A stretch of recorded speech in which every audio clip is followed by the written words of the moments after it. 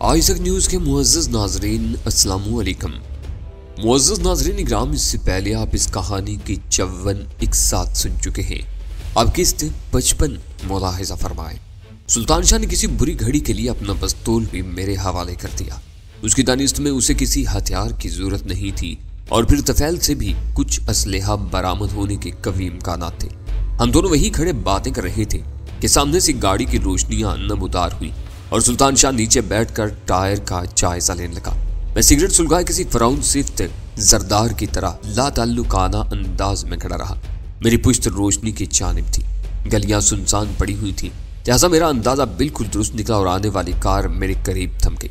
उसके हेडलैम्प की रोशनी आगे गुजर चुकी थी और मैं एक मर्तबा फिर तारीकी में था।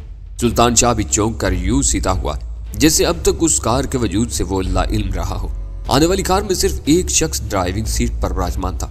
उसने बड़े नर्म लहजे में जार सालुमन के मकान का पता धुराकर उसका मुहल्ले वकूद दरियाफ्त किया और मेरे जवाब देने से पहले ही सुल्तान शाह ने फुर्ती से अकबी निशिस्त पर सवार होकर पीछे से उसका गला दबोच लिया। गाड़ी का इंजन स्टार्ट था और गियर भी लगा हुआ था। उस नागाहानी ग्रिड से बचने की जिद्दोजहद में सुल्तान शाह के शिकार का पांव एक्सीलेटर पर से हटा होगा कि गाड़ी तेजी से आगे उछली। इंजन बंद हुआ और कार रुक गई। मैं अपनी जेब से पिस्तौल निकालकर आगे लपका और सुल्तान शाह की खौफनाक गिरफ्त में गुर्राहटों के साथ मचलते हुए शख्स की दाहिनी कनपट्टी पर पिस्तौल के आहिनी दस्ते से जरब लगाई। फौरन ही उसके असाब ढीले पड़ गए। हम दोनों ने हैरतनाक सुरात के साथ उसे बराबर वाली निशिस्त के पायदान पर लुढ़का दिया। उसके जिस्म का ऊपरी हिस्सा मुंह के बल निशिस्त पर ही पड़ा रहा। सुल्तान शाह ने ड्राइविंग सीट संभाली और इंजन स्टार्ट करके आनन फानन में वहां से रफू चक्कर हो गया और मैं आसूदा अंदाज में सुरमई करोला की तरफ हो लिया। मैंने कार जार सालुमन के मकान के फाटक की तरफ घुमाई तो हेडलैम्प की तेज रोशनी के बायस फाटक के पीछे कुछ तहरीक नजर आई और पहले ही हारन पर जैली खिड़की के बजाय मेन फाटक थोड़ा सा खोल दिया गया। उसमें से गुजर कर तंदुरुस्त चौकीदार मेरी तरफ आया था। तो फैल मैंने कार की खिड़की में से सर निकाल कर कहा और उसने वापस लौटकर फुर्ती के साथ फाटक खोल दिया।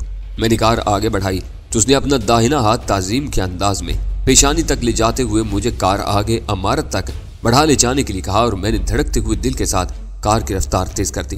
गाड़ी पोर्च की तरफ घुमाते हुए मैंने दूर ही से उस तनुमंद और दराज कामत सफेद फार्म को देख लिया था जो बेचैनी के साथ रोशन बरामदे में टहल रहा था। गाड़ी रुकते ही वो बरामदे की सीढ़ियां तय करके तीर की तरह मेरी तरफ आया था। कहाँ रह गए थे? उसने करीब आते ही नाखुशगवार तहकमाना लहजे में दरियाफ्त किया। उसकी अंग्रेजी साफ सुथरी थी लेकिन लब लहजा अंग्रेजों जैसा नहीं था। उसने जिस अतमाद के साथ मुझसे वो सवाल किया उसकी बिना पर मैंने दिल ही दिल में इत्मीनान का सांस लिया। तो वो मेरे अंदाजे के मुताबिक तफैल का सूरत आशना नहीं था और आवाज पर शुबा करना तकरीबन नामुमकिन था क्योंकि मेरी और तफैल की आवाज में ज्यादा फर्क नहीं था। वैसे भी ऑपरेटर्स पर रेडियाई शोर के बायस असल आवाज खासी हद तक मसक हो जाती है। मैंने फौरन ही हुक्म की तामील की थी सर। मैंने कार से उतरते हुए मोदबाना अंदाज में कहा। उससे मुसाफे के लिए मैं पेशकदमी करने के बजाय उसकी पेश रफत का मुंतजिर रहा लेकिन वो हाथों को जुम्बिश दिए बगैर मुंह बनाए खड़ा रहा। मकान की तलाश में जरूर चंद मिनट साया हुए हैं, चले आओ, उसने तेजी से मुड़ते हुए कहा और सीढ़ियां अबूर करके बरामदे से गुजरता हुआ एक दरवाजे में दाखिल हो गया। मैंने भी उसकी तकलीद खटा ली। वो वसीअ ड्राइंग रूम था जहां नशिस्तों की तरतीब कुछ इस तरह थी कि एक दूसरे की मसरूफियात में मुखल हुए बगैर बैक वक्त कई ग्रुप से बैठ सकते थे। वो कालीन पर लंबे लंबे डग भरता हुआ ड्राइंग रूम के दूर उफ्तादा गोशे की तरफ बढ़ता चला गया जहां सेंटर टेबल पर ऑपरेटर समेत कुछ कागजात वगैरह पड़े हुए थे। मैं सख्त उलझन से दो चार हूँ। उसने वहां अपनी नशिस्त संभालते ही मतलब की बात छेड़ दी। मुझे जो कुछ मुमकिन होगा कर गुजरूंगा, मैंने फुदवियाना अंदाज में कहा। मुझे जाने बूझे बगैर ये शायद हमारी पहली मुलाकात है, उसने चुपते हुए लहजे में कहा। हुआ करे, मैंने अपने अंदाज गुफ्तगू में मुबहम से तब्दीली लाते हुए कहा। मेरे लिए इतना ही काफी है कि मेरा तुमसे ऑपरेटर्स पर राब्ता हुआ है। मैं पहले भी तुम्हारी आवाज सुनता रहा हूँ और अब ऑपरेटर्स भी यहाँ पड़ा हुआ देख रहा हूँ। अपने आदमी की शिनाख्त के लिए ये सब काफी से ज्यादा है। शुगरकीन बता रही थी कि एक ऑपरेटर्स तुम लोगों के हाथ से निकलकर किसी गैर के कब्जे में चला गया है। उसने पूछा। हाँ, लेकिन हम उसे और उसकी आवाज को अच्छी तरह पहचानते हैं। शायद तुम इसीलिए हमेशा कोड वर्ड्स इस्तेमाल करते रहे हो, मैंने बेचैनी महसूस करते हुए कहा। मुझे फिक्र लाहक होने लगी थी को अपनी किसी अहम परेशानी और उलझन को भूल कर फजूल बातों में वक्त क्यों बर्बाद कर रहा था। यहाँ के लोग मेरे अंदाजे से ज्यादा चालाक और फुर्तीले साबित हुए। आज लाहौर में मेरा एक आदमी पकड़ा गया है। उसकी गाड़ी में 3 किलो के करीब ब्राउन शुगर छुपी हुई है। फिर वो रस्ट वाच पर निगाह डालते हुए बोला। अब से 40 मिनट पहले तक वो लोग गाड़ी से माल बरामद नहीं कर सके लेकिन उन्हें अपनी इतला पर इस कदर अंधा यकीन है कि वो उसे छोड़ने के बजाय पुरतशद्दुद बाज पुरुष पर उतर आए हैं। अगर वो उसी कदर पुरयकीन है तो माल जरूर बरामद कर लेंगे। मैंने तशवीश ज़दा लहजे में कहा, ब्राउन शुगर कहाँ छुपाई गई है? वो तहकीर अमेज अंदाज में हंसा। उन्हें दांतों पसीने आ जाएंगे। वो यूरोप से बजरिया कार यहाँ आया था और उसकी पेट्रोल की टंकी में एक ऐसी महफूज तय है जहाँ उसने माल छुपाया है। उन्हें इसीलिए नाकामी हो रही है कि यह काम डेविड ने किसी को एतमाद में लिए बगैर अपने हाथों से अंजाम दिया था। लेकिन मैंने सुना है कि यहाँ 3rd डिग्री के इस्तेमाल पर कोई पाबंदी नहीं है। अगर उसे बदतरीन तशद्दुद का निशाना बनाया गया तो वह कब तक जुबान बंद रख सकेगा? और उसकी रिहाई तुम्हारे लिए बहुत अहम है। दरअसल वो मेरे मुल्क का एक अहम अफसर है। माल बरामद न होने की वजह से अभी तक कस्टम इंटेलिजेंस वालों ने उसकी गिरफ्तारी की खबर रोकी हुई है।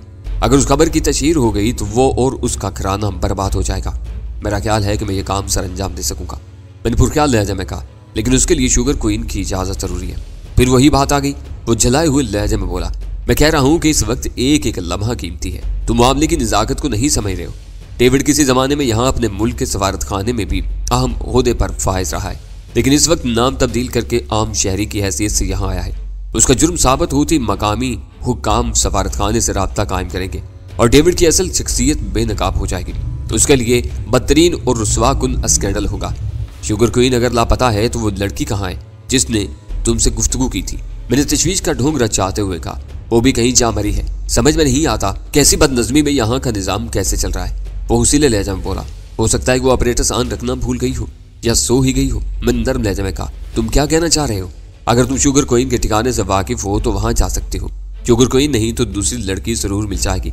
शायद तुम्हें हमारी मजबूरियों का इल्म नहीं। असूलन देखा जाए तो मैंने तुमसे रुजू करके भी गलती का इर्तिकाब किया है। तंजीम का अगर कोई बड़ा चाहे तो इस पर मेरी गिरफ्त हो सकती है। मैंने मुतात अंदाज में कहा, बड़े बड़े? वो उसीले अंदाज में मेज पर मुक्का मारकर गुड़ाया। तंजीम में मैं भी इतना बेहैसियत नहीं हूँ। बोलते बोलते अचानक ही उसने संभाला लिया और पुरस्कून होते हुए बोला, अगर वो लड़की मिल भी गई तो मुझे उससे शुगर क्वीन का मौजूदा ठिकाना मालूम करके उसे रुजू करना होगा। फिर वो तुमसे या तुम्हारे किसी बड़े से राब्ता कायम करेगी। ये बड़ा लंबा चक्कर है और मैं शहर से इतना ज्यादा वाकिफ नहीं हूँ। वक्त बचाने के लिए तुम्हें मेरे साथ चलना होगा। शायद इस वक्त तुम्हें अंदाजा नहीं रहा कि तुम क्या कह रहे हो। मैंने अपनी खुशी को छुपाते हुए सपाट लहजे में कहा, जो कुछ कर रहा हूँ उसकी जवाबदेही मेरी जिम्मेदारी है। उसने एक झटके के साथ अपनी जगह छोड़ दी। मैं भी मुंह लटकाए मजबूरी के अंदाज में उठ गया। जरा 1 मिनट ठहरो, मैं भी आता हूँ। वो ये कहते हुए तेजी के साथ ड्राइंग रूम से किसी अंदरूनी कमरे की तरफ चला गया। ओल्ड डार्लिंग के कोड से पहचाने जाने वाले उस शख्स का नाम न जाने जॉर्ज सालोमन ही था या कुछ और, लेकिन मुझे उससे इस कदर आमियाना रवैये की उम्मीद नहीं थी। उससे मिलने का फैसला करके मैंने अपनी दानिश में एक बहुत बड़ा खतरा मोल ले लिया था। लेकिन उससे मिलने के बाद यूं महसूस हो रहा था जैसे उसे अपने काम से ज्यादा मेरे मफाद की फिक्र रही हो। शायद उसमें उसका ज्यादा कसूर भी नहीं था। वो खुद कुछ ऐसे पेचीदा हालात का शिकार हुआ था कि उसे बुखला कर एक ऐसे आदमी का ताउन हासिल करने पर मजबूर होना पड़ा था जिसे उसने कभी नहीं देखा था। इस तरह एक तरफ तफैल हमारे हाथ आ गया था और दूसरी तरफ में तफैल की जगह ओल्ड डार्लिंग के सीने से मालूमात उगलवाया जा रहा था। उसने मुझे घर का भेदी समझते हुए डेविड की जात से वाबस्ता हर राज से आगाह कर दिया था और अब मुझे शुगर क्वीन का ठिकाना दिखाने पर तुला हुआ था। मैं किसी भी हालत में उस इकदाम के जरिए इतनी बड़ी कामयाबी का तसव्वुर नहीं कर सकता था, लेकिन उस ज़िम्मन में अभी तक मुझे एक ही फिक्र लाहक रही थी कि कहीं ऑपरेटर्स पर शुगर क्वीन की आवाज़ न उभरने लगे। ऐसा होता तो मेरा सारा खेल बिगड़ सकता था, लेकिन वो बहुत ही शरीफ आदमी मालूम होता था। उसे वहां मुझे अकेला छोड़कर उस मसले से निपटने का मौका भी फराहम कर दिया था। मैंने मेज पर से ऑपरेटर्स उठाकर आवाज कमोबेश करने वाले नाब घुमाकर ऑपरेटर्स को ऑफ कर दिया। फिर उसे मजीद मरोड़ा तो अंदर से हल्की सी आवाज आई जैसे कोई पुर्जा टूटा हो। मैंने फौरन ही ऑपरेटर्स उसकी जगह वापस रख दिया। अब उसकी नाब नाकारा हो चुकी थी, जिसकी मुरम्मत किए बगैर ट्रांसमीटर को ऑन करना नामुमकिन था। चंद सानियों के बाद वो वापस आ गया। उसने कुछ देखे भाले बगैर बेपरवाही के साथ ऑपरेटर्स को जेब में डाला और हम दोनों बाहर निकल आए। उस मुहिम के लिए उसने मेरे साथ चलने को तरजीह दी थी। अगर बुरा ना मानो तो ड्राइविंग तुम ही कर लो। मैंने चाबी उसकी तरफ बढ़ाते हुए तरद्दुद आमेज़ लहजा में कहा, मेरी शानी की हड्डी में कुछ तकलीफ है जो स्टीयरिंग काटने में हारज होती है। उसने मुझे घूरते हुए मेरे हाथ से चाबी ले ली और तुरंत ड्राइविंग सीट की तरफ चला गया। शायद मेरी फरमाइश से उसका एहसास बरतरी मजरूह हुआ था। तकरीबन 10 मिनट की ड्राइविंग के बाद एक सड़क पर उसने कार की रफ्तार धीमी की तो मैं होशियार होकर बैठ गया। क्या उसका मकान आ गया? मैंने पुरस्कून लहजा में सवाल किया। हाँ, वो दाहिनी तरफ दूसरा 24 फाटक उसी के बंगले का है, उसने रवादारी में कहा और मैंने फुर्ती के साथ जेब से पिस्तौल निकाल लिया। मेरा ख्याल है कि अब सीधे ही निकल चलो, मैंने सर लहजा में कहा। मेरे लहजा पर उसने चौंक कर सर घुमाया तो निगाह मेरे हाथ में दबे हुए मोहलक हथियार पर पड़ी और उसकी आंखें गुस्से से फैल गईं। चेहरा चुकंदर की तरह सुर्ख हो गया था। तो तुम्हारी ये मजाल? उसने गुस्से की शिद्दत से हकलाते हुए कहा। मजबूरी है, मैंने बेपरवाही के साथ कहा। मुझे शुबा है कि तुम असली ओल्ड डार्लिंग नहीं हो। लाइट्स कॉटेज में तुमने अपनी शनाख्त साबित कर दी तो मैं तुम्हारे पांव थाम कर माफी मांग लूंगा। मैं शुगर क्वीन, उसने कहना चाहा लेकिन मैंने उसकी बात काट दी। नो सर, शुगर क्वीन बहुत बड़ी हस्ती है, हो सकता है कि तुम भी उसके हम रुतबा हो, लेकिन मैं सिर्फ उसी को बड़ा मानता हूँ जिसको मैं जवाबदेह हूँ। तुम्हें उसके सामने पेश करने के बाद मेरी जिम्मेदारी खत्म हो जाएगी। आखिरी फैसला वही सादर करेगी। जो डर्टी ब्लैक, उसने तहकीर अमेज अंदाज में दांत पीसते हुए कहा और कार की दम तोड़ती हुई रफ्तार में इजाफा कर दिया। देखना कि तुम अपने इस रवैये पर पछताओगे। अब उसका इम्कान कम ही है क्योंकि मेरे ऊपर वाला भी बकौल तुम्हारे गंदा कालिया है। वो दांत पर दांत जमाए ड्राइविंग करता रहा और मैं वक्फे वक्फे से उसे रास्ते के बारे में हदायत देता रहा। उस वक्त मेरा जहन बहुत तेजी के साथ काम कर रहा था और मैं सोच रहा था कि अपने उस गैर मुतवक्किल शिकार के साथ क्या सलूक करूं और उसे कहां ले जाऊं। फिर अचानक डैशबोर्ड के खाने में पड़े हुए मेरे ऑपरेटर से आवाज बुलंद हुई, sugar queen calling old darling, over. वो आवाज सुनते ही मेरा दिल उछल कर हल्क में आ गया। अपने ऑपरेटर्स को मैं फरामोशी कर बैठा था। अगर मेरे पिस्तौल निकालने से पहले वो पैगाम आ जाता तो मैं बदतरीन उलझन से दो चार हो जाता। ओल्ड डार्लिंग को उससे बात करने की इजाजत देता तो कोड वर्ड्स में तबादला ख्याल करके फौरी तौर पर मेरे बारे में न सही तो किसी तीसरी लड़की के बारे में शुबहात का शिकार हो जाता। दूसरी तरफ शुगर क्वीन को इल्म हो जाता कि उसकी लाइल्मी में किसी और ने ट्रांसमीटर के जरिए ओल्ड डार्लिंग को फरेब देने की कोशिश की है और इस बारे में लामुहाला मेरी ही जात शुबहात का निशाना बनती क्योंकि तंजीम से बाहर सिर्फ एक ऑपरेटर मेरे कब्जे में था। अगर उस मरहले में मैं ओल्ड डार्लिंग को गुफ्तगू से रोकने की कोशिश करता तो मेरी तरफ से भड़क कर मुझे काबू करने की फिक्र में लग जाता। ऑपरेटर्स पर वो आवाज सुनते ही उसका हाथ अपनी जेब की तरफ गया था लेकिन मैंने सख्ती के साथ उसे रोक दिया। नहीं, इस सफेद कुतिया को भौंकने दो और सिर्फ वही करते रहो जो मैं कह रहा हूँ। मैंने फसूल की नाल उसकी पसलियों से लगाते हुए कहा और वो मुझे कहर बार नजरों से घूर कर रह गया। इसके लिए 3 बार पैगाम नचर हुआ, फिर खामोशी छा गई। फिर जो ही कार एक वीरान सड़क पर निकली मैंने कार रोकने का उसे हुक्म दिया। उसने जुबान से कुछ कहे बगैर तहकीर अमेज निगाहों से मेरी तरफ देखा और गियर न्यूट्रल करके आहिस्तगी के साथ ब्रेक पैडल पर पांव रख दिया। कार थमने से लहजा भर कबल जब उसकी पूरी तवज्जो सड़क पर मरकूज थी मैंने पूरी कुव्वत से उसकी कनपट्टी पर पिस्तौल का दस्ता रसीद किया और वो गजबनाक उर्राहट के साथ स्टीयरिंग पर झुकता चला गया। उसे ड्राइविंग सीट से हटाकर मैंने वो निशिस्त संभाल ली और कार आगे बढ़ा दी। मैंने उसे पूरी तरह जेर कर लिया था और अब वो मेरे रहमो करम पर था। मेरे पास कोई ऐसा ठिकाना नहीं था जहां चंद घंटों या दिनों के लिए उसे कैद कर सकूं। सुल्तान शाह के दोस्तों का एक सहारा था लेकिन वो खुद तफैल के साथ मसरूफ था और मेरे लिए उसे तलाश करना बेनतीजा ही साबित होता। दूसरी तरफ मैंने ओल्ड डार्लिंग के बारे में कोई अच्छी राय कायम नहीं की थी।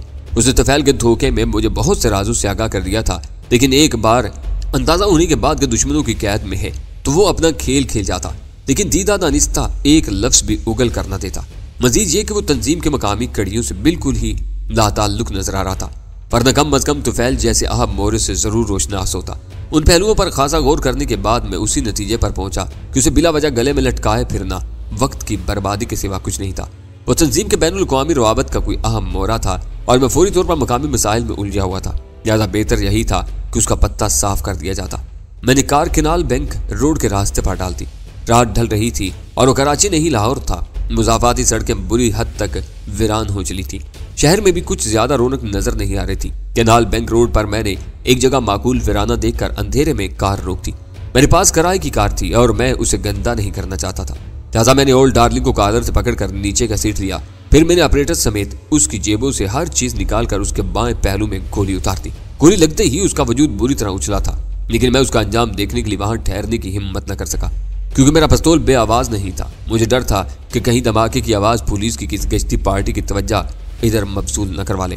पहले तो मेरा इरादा यह था कि उसे हलाक करके नहर में फेंक दूंगा लेकिन वीराने में होलनाक धमाके की गूंज सुनने के बाद मैं वहां रुकने की हिम्मत न कर सका।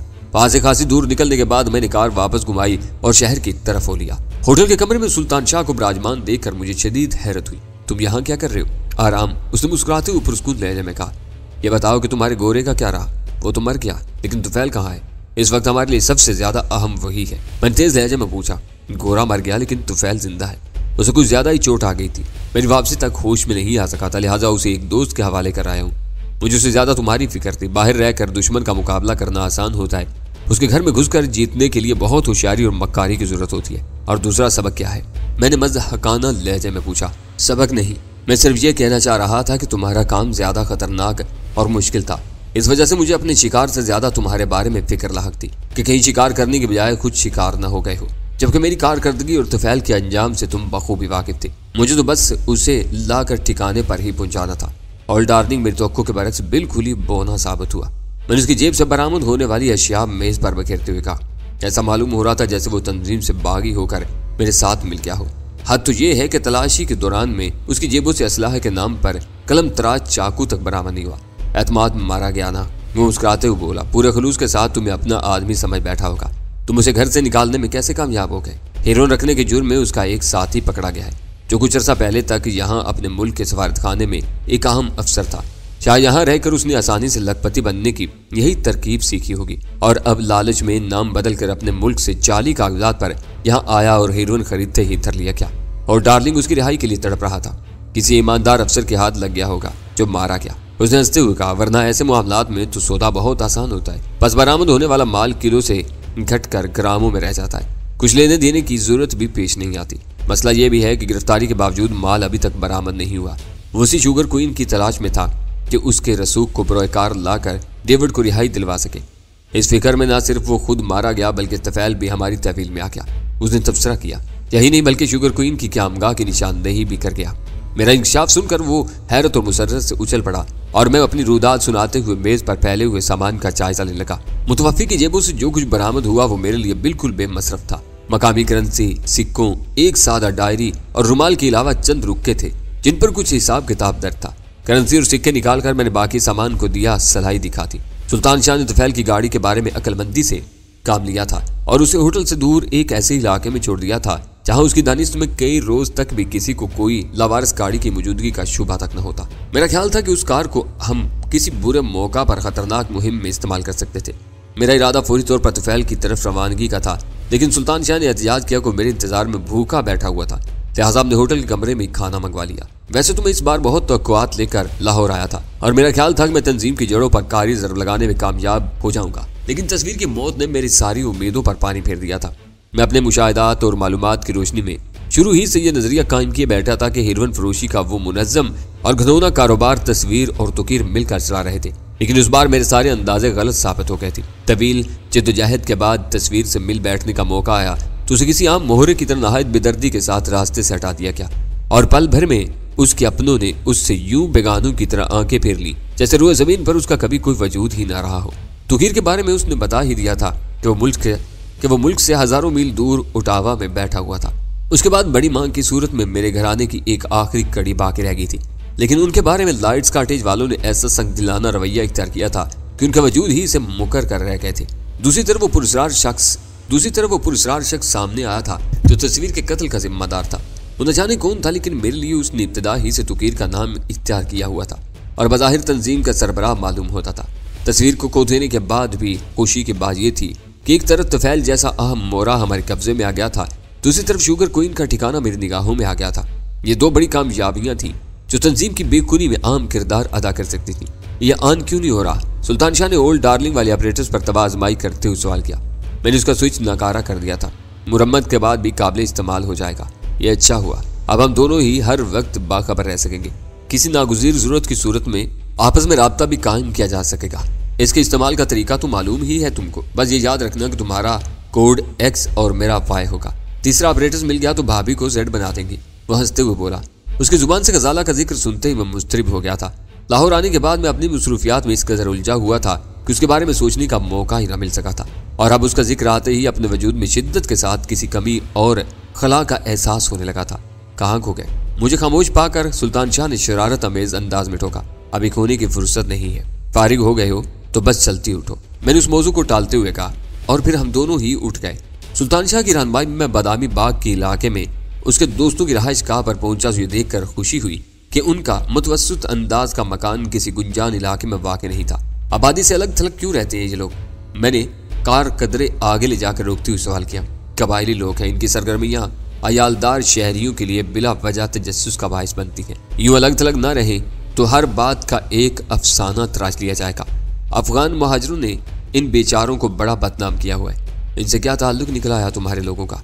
अपनी मिट्टी से रिश्ता तोड़कर आदमी बेहिजाब हो जाता है। वो संजीदगी के साथ कहने लगा, जिंदा रहने और जिंदगी की दौड़ में आगे बढ़ने के लिए हर वो काम कर गुजरता है जो अपने वतन और अपने लोगों के दरमियान रहते हुए सोच भी नहीं सकता। ये लाखों की तादाद में आए हुए हैं इनमें चोर, डाकू, दहशतगर्द और मंशियात फरोश शायद चंद हजार बिना होंगे, लेकिन इनकी वजह से मजलूम भी बदनाम हो रहे हैं। मुश्किल ये है कि इनकी वज़ाकता और बोली हमसे मिलती जुलती है, लिहाजा इनकी बुराइयां हमारे खाते में चली जाती हैं और शहरों में हमारे आदमियों को हर जगह मशकूक नजरों से देखा जाने लगा है। तुम तो तकरीर भी अच्छी खासी कर लेते हो, मैंने हंसकर कहा। तुम मजाक कर रहे हो, लेकिन यह हकीकत है कि जब मैं हीरोइन फरोशी का मंसूबा बनाकर गाँव से कराची आने के लिए परतोड़ रहा था तो मेरे दोस्त ने कहा था कि किसी जमात में शरीक हो जाओ। उसका कहना था कि मुकद्दर ने साथ दिया तो सियासत खुलते ही ऐसे वारे के न्यारे होंगे कि सारे मंसूबे भूल जाओगे। उसी असना में हम मतलूबा मकान के दरवाजे पर पहुंच गए। सुल्तान शाह ने कुंडी हिलाकर दस्तक दी और मैं दिल ही दिल में उसकी सादगी से कही हुई बात का वजन करने लगा। दरवाजा खोलकर एक दराज कामत और सेहतमंद कबायली ने हमारा इस्तकबाल किया था। अंदर उसका एक साथी भी चारपाई पर दराज था। अंदर पहुंचने के बाद उनमें जिन फिक्रों का तबादला हुआ उनसे ये अंदाजा लगाना मुश्किल नहीं था कि वो सुल्तान शाह से खासे बेतकल्लुफ थे। हम तो समझ रहे थे कि तुम सुबह ही वापस लौटोगे। मैं अपने मेहमान को तुम पर ज्यादा दिनों तक बोझ नहीं बनाना चाहता। सुल्तान शाह ने हंसते हुए कहा, होश में आया है या नहीं? होश में ना आता तो अच्छा होता। उनमें से एक बुरा सा मुंह बनाकर बोला, ऐसी धमकियां दे रहा था जैसे यहाँ उसका हुक्म चलता हो। तुम्हारा ख्याल ना होता तो उसके मुंह से खून की धारें बहा देता। यह असरत तुम अब पूरी कर सकोगे। मैंने उसे दिलासा दिया। खाना दिया तो लात मारकर थाली उलटती थी। उस वक्त से हाथ पैर बांधकर उसे एक कोठड़ी में डाला हुआ है। वहां अंधेरे में चूहों ने दिमाग दुरुस्त कर दिया होगा। सुल्तान शाह ने ऐसा जानदार कहका लगाया जैसे वो कार्रवाई उसे बहुत पसंद आई हो। वो कोठड़ी तक हमारी रहनुमाई करके उल्टे कदमों वापस चला गया और सुल्तान शाह ने बढ़कर कुंडी खोल दी। अंधेरे में अंदर सरसराहटें सुनाई दे रही थी। उसके साथ ही मुहुम घुटी घुटी आवाजें भी उभर रही थी। सुल्तान शाह ने स्विच ऑन करके कोठड़ी में रोशनी की तो तुफैल मजहका खेज हालत में फर्श पर पड़ा हुआ नजर आया। घोर अंधेरे में रोशनी होते ही उसने आंखें भेज कर बंद कर ली थी और उसके बदन पर से कई चूहे उछल कर साजो सामान के पीछे जा चुके थे। कोठड़ी की हालत से जाहिर हो रहा था कि उसे फाजिल या नकारा सामान के स्टोर के तौर पर इस्तेमाल किया जाता रहा था। चंद सानियों बाद तुफैल ने आंखें खोली तो वहां कहर के कूदे लपक रहे थे। उसके दोनों हाथ पुष्ट पर बंधे हुए थे। टखने भी आपस में मिलाकर मजबूती से बांध दिए गए थे। मुंह में कपड़ा ठोस कर गालबन ऊपर से रुमाल बांध दिया गया था। फर्श पर एक तरफ टूटी हुई प्लेट और थाली पड़ी हुई थी और तुफैल के लिए लाया जाने वाला खाना चूहों के मैदों में मुंतकिल हो चुका था। सुल्तान शाह ने बढ़कर उसके मुंह पर से रुमाल खोलकर धाने में ठोंसा हुआ कपड़ा निकाल दिया और तुफैल फौरन ही गालियां ईजाद करने वाली कंप्यूटर में तब्दील हो गया। उससे के आलम में वो अपनी हालत को भी फरामोश कर चुका था। मैं तंजिया मुस्कुराहट के साथ उसकी हर्जा सराही सुनता रहा, लेकिन सुल्तान शाह एक नाजुक सी गाली पर भड़क गया। उसकी भरपूर ठोकर तुफैल के चेहरे पर पड़ी और उसका दाहिना रुखसार फट गया। इस वक्त तुम जो सलूक चाहो कर सकते हो, लेकिन तुम्हें इसकी कीमत अदा करना होगी। वो नफरत अमेज लहजे में गुड़ाया, किसी को बेदस्तो पा करके मार लेना मर्दानगी नहीं है। पहली बात तो ये जहन से निकाल दो कि यहाँ कोई तुम्हारी मदद को आ सकेगा। मिनसर लहजे में कहा, हम तुम्हारे बदन से सारी खाल भी उतार देंगे तो कोई तुम्हारी मदद नहीं करेगा। इन इतराफ में मीलों दूर तक वीराना ही वीराना है। तुम कौन और मुझसे क्या चाहते हो? उसने मजबूत लहजे में सवाल किया। बहुत घिसा पिटा सवाल है। 30 लाख की आड़ में तुमने मुझे जो बारूदी ब्रीफ केस भेजा था उससे बचने के बाद मुझे हक हासिल है कि तुम्हारा जो हशर चाहे वो करूं। उसने फर्श पर बड़े बड़े गर्दन झटक कर चंद सारियों के लिए गौर से मेरी तरफ देखा, फिर उसकी आंखों में हैरत फैलती चली गई। ओह मेरे खुदा, तो तुम शायद डैनी हो? बिल्कुल हूँ। यह बताओ कि रकम के बारे में मेरे साथ फरेब क्यों किया गया था? लाइट्स कॉटेज की इतराफ में रूनमा होने वाले वाकयात के सिलसिले में तुम पर शुबा जरूर था, लेकिन यकीन नहीं आ सका था। पहले तुम्हें जिंदा पकड़ने की कोशिश की गई, फिर तुम्हारा किस्सा पाक करने का फैसला सादर कर दिया गया। फैसला सादर करने वाला कौन था? मैंने एक कदम आगे बढ़कर सवाल किया। मैं नहीं जानता, उसने बराह रास्त मेरी आंखों में देखते हुए कहा। उसकी निगाहों में अभी तक हैरत रची हुई थी, जैसे उसे मुझसे हम कलाम होने के बारे में यकीन ना रहा हो। वो किस नाम से पहचाना जाता है? बास। उसे किसी ने नहीं देखा, मैंने भी बस उसकी आवाज ही सुनी है। वो A2 भी कहलाता है? मैंने सवाल किया। मुझे नहीं मालूम। उसका लहजा उसकी सच्चाई का मजहर था। तो मुझे कैसे पहचानते हो? मैंने चुपते हुए लहजा में सवाल किया। कुछ अर्सा पहले तुम्हारी तस्वीर फराहम की गई थी, तुम्हें देखते ही पकड़ लेने के अहकामात दिए गए थे जो आज भी बरकरार है। मैंने इजाफा किया और उसने सर हिलाकर मेरी तायद कर दी। लाइट्स कॉटेज में किसका हुक्म चलता है? बज़ाहिर मेरा, लेकिन अहम मामलात में मुझे बास से हदायत मिलती है। वैसे वहां काम करने वाला हर शख्स गुमनाम बास के वजूद से वाकिफ है और उसे जिमी लाइट का कोई पुराना नमकख्वार समझा जाता है। जिमी लाइट कहाँ रहता है? कुछ मालूम नहीं, सैलानी आदमी है। मुझे उसके लिए काम करते हुए 10 साल होने वाले हैं, लेकिन मैंने बस 2 बार उसे देखा है। वो किसी एक जगह नहीं रहता, दुनिया भर में घूमता रहता है। लाइट्स कॉटेज में क्या खेल हो रहा है? मुझे नहीं मालूम, उसने कहा, और उस बार मैंने उसका झूठ महसूस कर लिया। इसे खोल दो सुल्तान शाह, मैंने सर लहजे में कहा। इस हालत में मैं इसके साथ कोई बेरहमाना सलूक नहीं कर सकूंगा। सुल्तान शाह ने कदरे हैरत से मेरी तरफ देखा और मुझसे कोई इशारा न पाकर बेदिली के साथ तफैल की बंदिशें खोलने लगा। उसने आखिरी गिरा खोलते ही सुल्तान शाह पर हमला किया था। और दोनों बाजुओं में उसकी गर्दन दबोच ली थी। लेकिन उसकी तमाम तरफुर्ती के बावजूद सुल्तान शाह होशियार था। उसने पूरी कुव्वत से तुफैल के चेहरे पर टक्कर रसीद की और वो कराहता हुआ पीछे गिर गया। मैं जवाब का मुंतजिर हूँ, मैंने सर लहजे में कहा। मुझे हर सवाल का सही जवाब दरकार है, वरना तुम्हें मौत भी अमान न दे सकेगी। काफी मुद्दत के बाद तुम्हारे दर्जे का एक आदमी मेरे हाथ लगा है। मैं नहीं जानता, मुझे बस इतना मालूम है कि वो जिमी लाइट का अपना शौक है। अमारत के हर मुहाफिज के पास असलहा के बाकायदा लाइसेंस मौजूद है।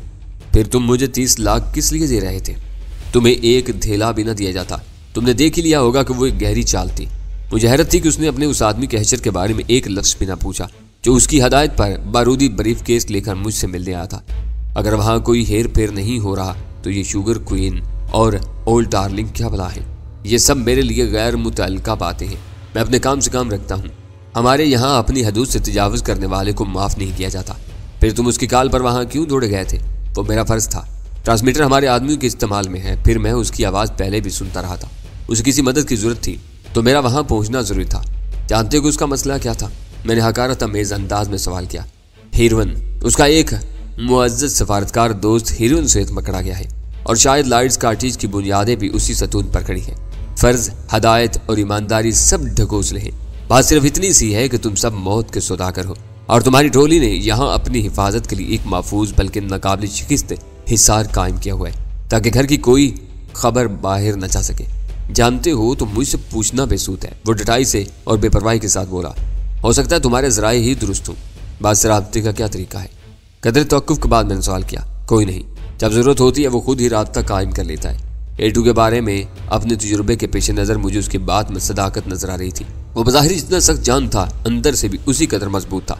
वो अच्छी तरह समझ रहा था कि हमारी मर्जी के बगैर उस कोठरी से जिंदा नहीं निकल सकेगा, लेकिन उसके बावजूद वो खाइफ नहीं था। बात से हदायत मिलने का जरिया क्या होता है? जब चाहता है फ़ोन कर लेता है। उसने बिला तवक्कुफ़ जवाब दिया।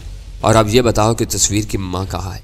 मैंने चंद सानियों तक उसे घूरते रहने के बाद सर लहजे में वो सवाल भी कर ही डाला जैसे मैं अब तक रोके हुए था। मुझे अंदाजा था कि वो आसानी के साथ इस सवाल का जवाब नहीं देगा और उसके मुंह से सच गुलवाने के लिए मुझे तशद्दुद का सहारा लेना पड़ेगा। उसी वजह से वो सवाल मैंने आखिर के लिए छोड़ दिया था, क्योंकि एक बार उस मौजू पर उससे उलझ पड़ने के बाद मेरे जहन में दूसरे तमाम सवालात गुडमुड हो जाते और गुफ्तगू का तसलसल टूट जाता। दोनों नाम मेरे लिए अजनबी हैं। उसने अपनी जख्मी रुखसार को सहलाते हुए जवाब दिया। मैं उधेड़ कर रख दूंगा, मैंने सख्ती के साथ कहा। यह अच्छा किया कि तुमने मेरे हाथ पैर खुलवा दिए। वो इस्तेज़ाइया अंदाज में हंसते हुए बोला। मुझे उधेड़ना इतना आसान साबित न होगा। अगर एक पर एक के असूल पर अमल किया तो मुझे ज़ेर न कर सकोगे। ये खुशफहमी है तुम्हारी। अब मैं हाथ भी ना लगाऊंगा तुम्हें। ये कहते हुए मैंने पिस्तौल निकाल लिया। उसके चेहरे पर तरद्दुद का एक हल्का सा साया आकर गुजर गया। मैं तस्वीर के माँ के वजूद से लाइल्म हूँ, उसने फीके लहजे में कहा। वो खुद लापता है, उससे लाताल्की क्यों इख्तियार की गई है? यह बात समझने के लिए गैर मामूली जहानत तो दरकार नहीं है। खुद तुम ही ने बताया था कि वो मार डाला गया है। बस जाहिर है कि उसके कत्ल के पीछे किसी न किसी नापसंदीदा वाक़े की कार फरमाई रही होगी। ऐसे हालात में उससे अपना ताल्लुक जाहिर करके परेशानियों के सिवा और क्या मिल सकेगा? अभी तुम मार दिए जाओ तो तुम्हारे साथ भी यही सलूक होगा। हुआ करे। वो शाने उचका कर बोला। मरने के बाद आदमी इन सब फिक्रों से आज़ाद हो जाता है। कफन सरकारी हो या दरबारी, 2 गज ज़मीन हर एक को मिल जाती है। काम करने के लिए इतना ही काफ़ी है कि ज़िंदगी में हर आसाइश फराहम की जाती है। तकरीर बंद करो। सुल्तान शाह पहली बार दखल अंदाजी करते हुए उसीलिए आवाज़ मुकराया। तस्वीर की माँ के बारे में जो पूछा गया है उसका जवाब दो। वो कुछ कहने के बजाय चैलेंज करती हुई तहकीर अमेज निगाहों से उसकी तरफ देखने लगा और सुल्तान शाह की खोपड़ी सुलग उठी। वो किसी भूखे दरिंदे की तरह तफैल पर टूट पड़ा। तफैल पहले से तैयार था। उसने सुल्तान शाह को अपने हाथों पर रोकने की कोशिश की, लेकिन वो किसी जोंक की तरह उससे लिपट गया। उसकी 2-3 ही टक्करों में तफैल के औसान खता हो गए। वो मुदाफाना अंदाज बरकरार रखता तो शायद सुल्तान शाह उसे बुरी तरह रगेद कर रख देता, लेकिन उसे फौरन ही होश आ गया और फिर सुल्तान शाह के सितारे गर्दिश में आ गए। अगर मैं गोली चलाने की धमकी न देता तो वो सुल्तान शाह को नीचे गिरा लेता। मेरे ललकारने पर वो जोर आजमाई फौरन ही मौकूफ होगी और सुल्तान शाह बुड़बड़ाता हुआ पीछे हटा।